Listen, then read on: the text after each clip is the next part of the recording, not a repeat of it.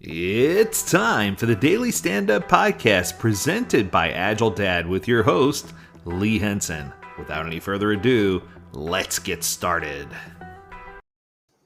I was coaching at an organization when I was asked, do we need a VP of product? And I thought that was an interesting question because I think the real question they were trying to ask is, what does a VP of product actually do? And I've been in organizations where they've had this position and it was a complete waste because they didn't utilize it correctly. And I've been in other organizations where they did not have this position and they desperately needed it. And then when they put this position in, it added so much value. In fact, I might argue that this is a pretty important position for any organization that's in that growth stage, right?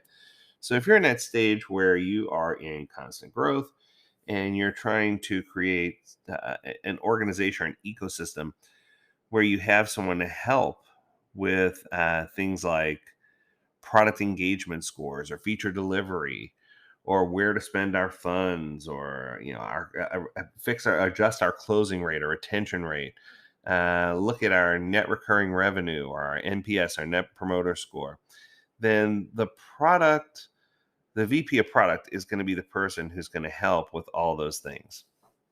So just like any other role that I talk about when I talk about Scrum or Agile, I like to give you the list of the top 5 things that this person should be doing, their responsibilities. So number one, right on the top of the list, is they have to understand the product vision and strategy of execution. They have to understand the direction and alignment and make sure that we are all walking towards that path, that we're all marching in the same direction. Number two has to do with the overall product roadmap, prioritization, and communication. We want to make sure that they understand the higher level of what we're trying to do and that everything is prioritized in such a way that it should be easily consumable and that the communication exists so that we all are on the same page. Coming at number three, they do have some team coaching and team growth things that they need to worry about, as well as some team management things. So it's one of those things where this person is expected to help other people grow and to be serve in a mentorship type role. Coming at number four, they need to understand cross company feedback and alignment and talk about that with regard to products and services being offered. And finally, number five, they need to help organizations manage dependencies, help people manage their physical resources that they need to get the job done if they're working in that type of environment. They need to be on top of risk mitigation for products and features, and they need to focus their attention on what we're building and how we're getting it to our consumers. And that fifth one was a doozy because it's big. But it's one of those things where when the product owners realize, or in this case, the VP of product, when they realize that, wow, this is a big opportunity, it has a heavy set of expectations for the individual who's going to take it.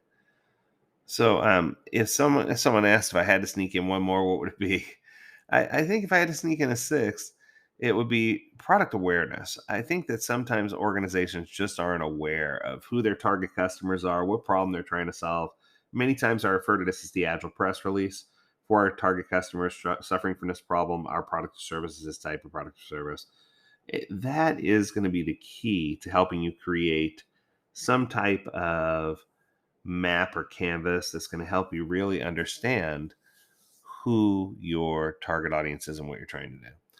So, if you are a product leader, then just a recap, you should be focusing on skills and capabilities of the people who are in product ownership positions. You should be focused on process and operations and working with the Scrum Master to help make sure that your product owners and people regarding or working with a product are successful. You need to be a coach and a mentor, and you need to help with that high level vision and strategy and make sure we're all walking in the same direction. So now that you kind of got a good idea of who the person is, how do you measure success? Because that's the next question I always get. How do I know if I hire somebody for this role that they're going to be the right person or that they're going to do it well? So in this case, if you look at any one of the products that this person governs and you see it has a crystal clear vision and an easy to understand strategy and it's not changing every few moments, then yeah, that this is a good sign that you have the right person and that they're doing their job. If they and the teams that they work with are consistently talking to customers and deeply understand their wants, needs, whims, and desires. Now, this one is so important. I want to make sure that there's high levels of communication if there's someone in this position. I want to make sure that they're tracking things as far as reporting infrastructure is concerned. We just talked about that yesterday. Make sure they're tracking the right things. They're not measuring individual progress, and that they're looking at impact most of all. We want to make sure that things aren't consistently getting blocked or bottlenecked when it could be solved by this individual, or this individual has the ability to figure it out. This person also can't be afraid to be wrong, because the truth is, they're kind of like a scientist. They're going to constantly be testing, experimenting, figuring things out. So it's okay for them to be wrong. You need to also see how they gel and how they coalesce with other people who are in similar positions from other groups. That's important. And you need to make sure that this person is developing something that can easily be reproduced. Not saying they're going to work their way out of a job, but you need to make sure that they're doing things to promote and uplift other people so that other people can step in and see exactly what's going on. I like when someone called it the common man rule, or man on the street rule. If you went and got someone off the street to take a look at what this person was doing, they would easily understand. And I think that if you get those characteristics and that mindset, that a VP of product can add a lot of value. I just want to be sure that you're not adding someone for the sake of adding someone, and that this person is actually understands what their responsibilities are, and that they are in line culturally with the things you need to do to get it done. So, speaking of getting it done, that's all for today. I hope you enjoyed this episode.